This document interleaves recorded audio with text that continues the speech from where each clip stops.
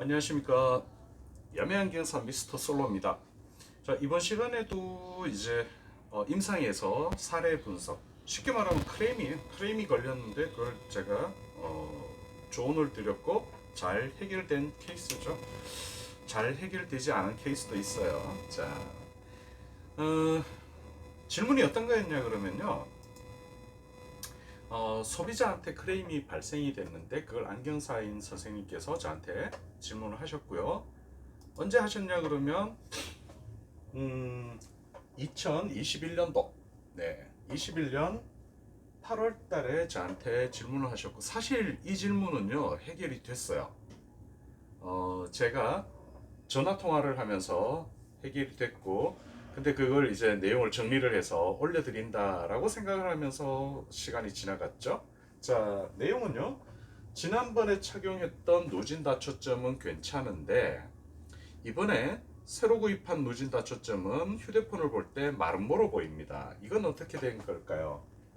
자, 기본적인 정보, 예를 들어서 어떤 문제가 발생했습니다. 이걸 어떻게 해결할까요? 이런 질문을 하시려면 기본적으로는 도수, 그 다음에 사용하는 제품, 그리고 피팅 데이터, 프레임 데이터, 그 다음에 이 사람의 시기능 이상 정도, 이런 것들이 저한테 넘어오면 굉장히 쉽고 빠르게 분석이 가능합니다.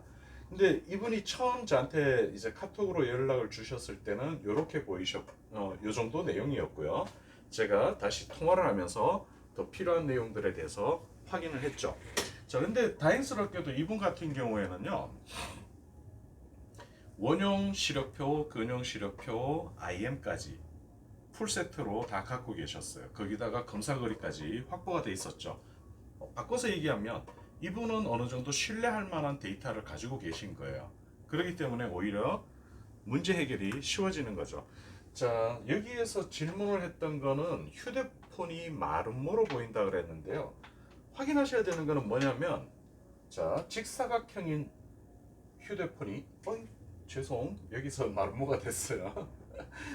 직사각형인 휴대폰이 마름모가 되었다면 어디가 넓어지고 어디가 좁아졌는가, 이게 중요해요.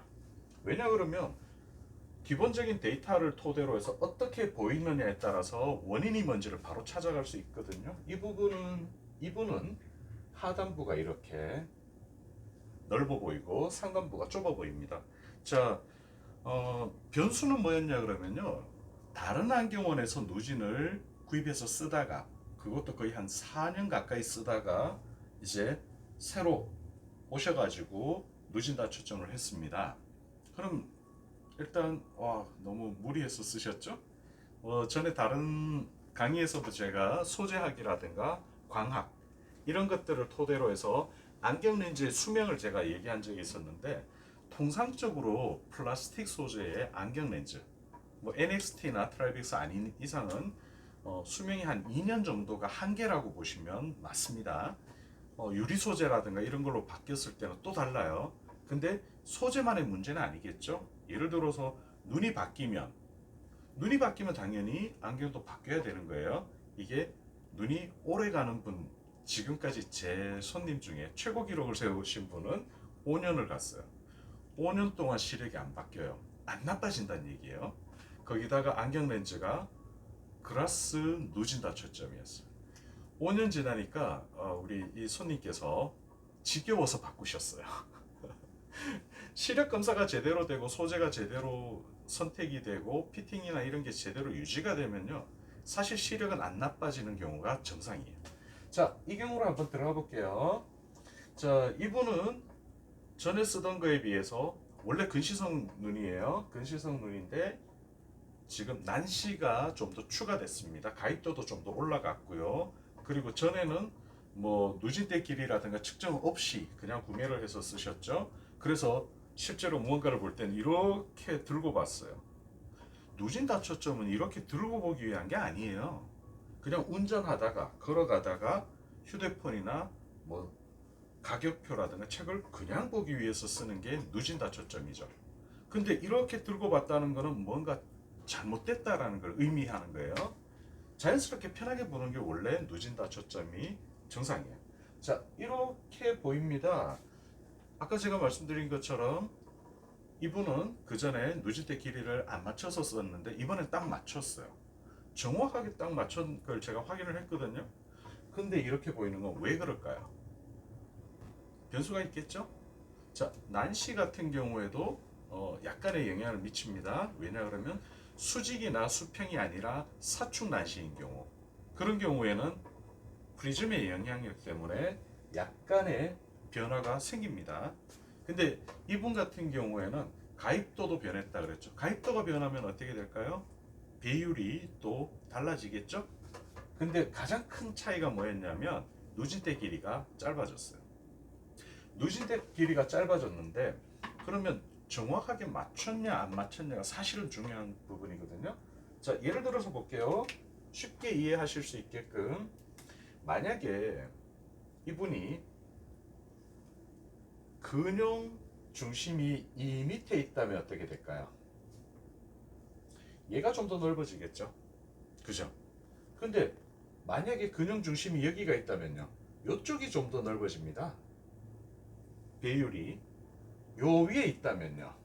여기가 넓어지지 여기가 넓어지진 않아요. 예. 그래서 근형 중심부의 위치별로 얘가 형태 변화가 일어날 수 있어요. 근데 일어나면 안 되는 거예요. 왜 그 얘기를 하냐 그러면 정상적인 눈이라면 이렇게 마른 목걸로 안 보입니다. 두 번째, 이 렌즈가 회사에서 얘기하는 정상적인 퀄리티라면 이렇게 안 보입니다. 자, 세 번째, 피팅이 제대로 됐다면 이렇게 안 보여요. 그러면은 벌써 답이 나오죠. 피팅 먼저 확인해 봤더니 전에 썼던 안경하고 큰 차이는 없어요. 새 안경이긴 하지만 피팅 데이터가 별 차이 없습니다. 통과. 자, 안경 렌즈 회사들이 늘 잘 만드냐? 그렇지 않아요. 오히려 어떤 경우에는 굉장히 유명한 안경 렌즈 회사임에도 불구하고 퀄리티 컨트롤이 제대로 안 돼서 들쭉날쭉 완전히 막 쓰레기가 나오기도 해요. 그걸 걸러내는 게 안경사의 역할이겠죠. 물론 그건 나중에 또 제가 동영상을 통해서 다 까발려 드릴게요. 근데 여기에 이 제품은 검수를 했는데 딱히 문제가 없었어요. 그러면 뭐가 있을까요? 누진대 길이의 변화에 따라서 프리즘 양이 바뀌는 거고 배율의 변화가 나타나서 이렇게 다르게 보이는 거죠. 그러면 여기서 질문이 뭐가 있을까요? 쌤, 잘 맞췄는데 왜 그럼 얘가 이렇게 보이나요? 자, 아까도 말씀드린 것처럼 어떤 문제가 발생했을 때 원인을 딱딱딱딱 나누게 되면 남는 게 있겠죠? 그러면 그것 때문에 어떤 문제가 이제 이런 현상이 왜 발생했는지를 역추적하다 보면 되게 쉬운 게 있어요. 지난번에 제가 이런 얘기했죠. 사람은 눈으로 보는 게 아니라 뇌로 보는 거다. 눈은 단지 카메라, 센서가 들어가 있는 하나의 장치일 뿐이다 라고 얘기했죠. 그러면 제가 이분한테 질문을 했어요. 이 선생님한테. 자, 8프리즘 플리퍼 가지고 프리즘 내성 테스트, 쉽게 말하면 융합 여력을 확인했나요? 했대요. 몇 회 나왔나요? 1분 동안에 13회 이상 빠르게 하더래요. 그 정도면 융합 여력이 굉장히 좋은 건데? 아하, 그렇구나. 4년 이상 예전 안경을 썼죠? 이 밑에 있는 걸로. 그죠? 그러면은 어떻게 되겠어요? 원래 그 사람은요, 배율에 의해서 얘가 약간 넓어 보이는 거를 소프트웨어적으로 뇌가 상쇄시키는 거죠. 보정을 하는 거예요. 보정을 해서 하고 있는데 이번엔 데이터가 바뀌어 버렸죠? 정확하게. 안 맞는 거에 맞춰서 뇌의 소프트웨어가 이미지 보정을 하고 있었는데 갑자기 정상으로 나오게 되면 역으로 혼란이 생기겠죠. 이게 바로 명현현상이라고, 우리가 왜 한약 먹으면 그런 거 있잖아요. 병 낫는 동안에 분명히 병은 낫고 있는데 더 악화된 것 같은 느낌이 살짝 드는 거. 어떤 거? 뭐 예를 들어서 열이 난다거나 뭔가 두드러기가 난다거나, 근데 나중에 지나고 나면 병이 깨끗하게 다 나아요. 부작용처럼 보였던 명현현상도 없어지겠죠. 자, 정확한, 그게 정확한 비유야?